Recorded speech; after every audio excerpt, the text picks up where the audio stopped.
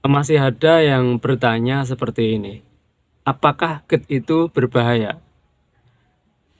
Ya mungkin bagi para pejuang gangguan asam lambung GERD dan anxiety yang sudah lumayan lama mengalami tentunya sudah pada tahu, tapi bagi para pejuang gangguan asam lambung yang masih baru mengalami GERD, masih baru mengalami gangguan asam lambung, yang masih baru merasakan tentu saja dia masih bingung, masih belum tahu dan juga masih takut.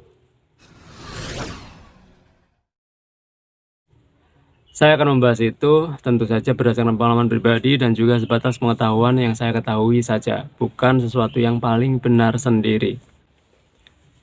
Gini, apakah GERD itu berbahaya? Apakah gangguan asam lambung itu berbahaya? Jawabannya adalah tidak. Sebatas pengalaman pribadi dan yang saya ketahui adalah jawabannya tidak. Hanya saja dia mengganggu aktivitas kita. Kita yang mulainya ke sana kemari, nongkrong, jalan-jalan, naik motor, bekerja itu menjadi terganggu ketika kita mengalami GERD, ketika kita mengalami gangguan asam lambung. Atau bahkan bukan hanya mengganggu, tapi bisa menyetop. Kita mulanya yang bisa bekerja menjadi tidak bisa bekerja. Mulanya bisa naik motor ke sana kemari nongkrong, bisa menjadi tidak bisa nongkrong, tidak bisa naik motor. Ya karena kita mengalami GERD, kita mengalami gangguan asam lambung itu. Tapi kalau ditanya berbahaya, enggak. Hanya saja mengganggunya seperti itu. Dan juga sepengalaman pribadi saya yang lumayan merepotkan itu adalah tentang penghasilan, tentang pemasukan. Pengalaman pribadi saya yang namanya pemasukan, yang namanya penghasilan, saya benar-benar nol pada saat dulu mengalami GERD, pada saat mengalami gangguan asam lambung. Itu benar-benar nol. Karena memang benar-benar tidak bisa bekerja, dipaksa pun bekerja, saya dulu tidak bisa. Jadi penghasilan benar-benar nol, hanya saja tidak berlangsung lama karena masih mempunyai kolam ikan yang bisa memelihara ikan sambil mengalami GERD, sambil kena gangguan asam lambung. Saya masih bisa memelihara ikan. Tapi untuk bekerja tetap saya tidak bisa bekerja dalam jangka waktu yang lama dulu. Jadi mungkin bagi sebagian pejuang gangguan asam lambung yang tabungannya banyak, yang orang kaya, yaitu tidak menjadi soal yang berarti. Tapi bagi sebagian pejuang gangguan asam lambung yang pas-pasan ekonominya, penghasilannya, dan juga tabungannya sudah menipis atau bahkan tabungannya sudah habis karena untuk berobat dan macam-macamnya, tentu saja itu lumayan merepotkan.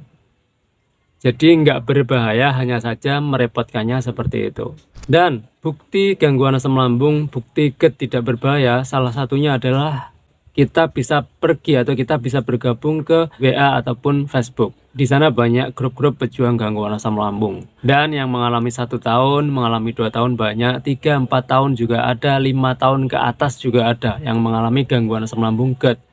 Tapi pada faktanya dia juga masih hidup. Dia masih baik-baik saja. Ya gini, bukan maksud saya baik-baik saja gini, walaupun dia belum sembuh tapi pada kenyataannya dia masih hidup. Ya mungkin sudah mulai enakan, sudah mulai membaik, atau walaupun nggak membaik, kondisinya masih jalan di tempat, masih gitu-gitu saja. Sudah 5 tahun masih gitu-gitu saja, itu juga ada. Tapi walaupun begitu, dianya masih hidup. Atau bahkan yang justru kondisinya semakin mundur, itu juga ada, tapi juga masih hidup. Hanya sebatas mundur doang. Jadi itu adalah salah satu bukti bahwa gangguan asam lambung, bahwa GERD itu tidak berbahaya.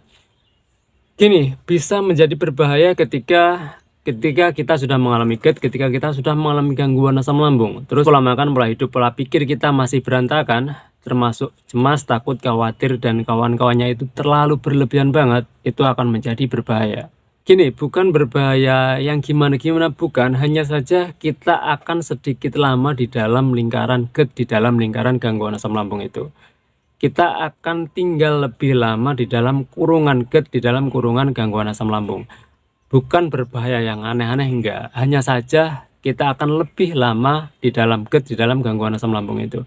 Ketika pola makan, pola hidup, pola pikir kita terus-terusan berantakan, termasuk cemas, takut, khawatir, was-was, dan macam-macamnya itu. Jadi sekali lagi, gangguan asam lambung, GERD itu tidak berbahaya, jadi tidak ada yang perlu kita takutkan secara berlebihan.